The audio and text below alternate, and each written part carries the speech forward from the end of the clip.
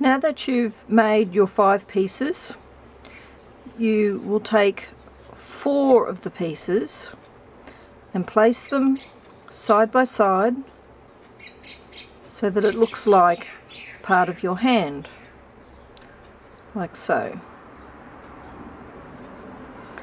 Then, with thread in hand and keeping all of these flat, wrap as even as you possibly can, several wraps. Take up the 5th piece and add it. This is going to be your thumb. A little further way down. Again, keeping it as flat as possible. Continue to wrap, including that 5th piece. Keeping it as even as possible.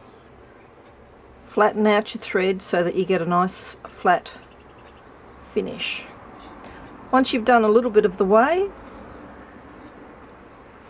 you can either change hands or just continue wrapping.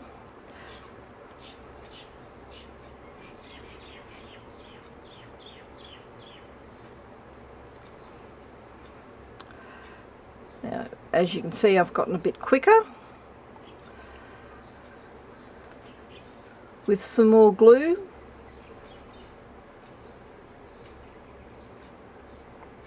you want to make sure it's reasonably coated,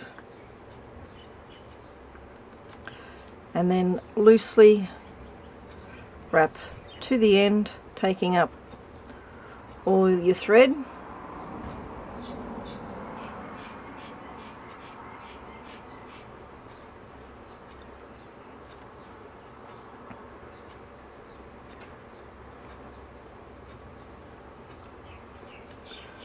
Flatten out your hand, and there you have it. Now remember, when you're putting it onto your piece, you have a left and a right. This is your thumb.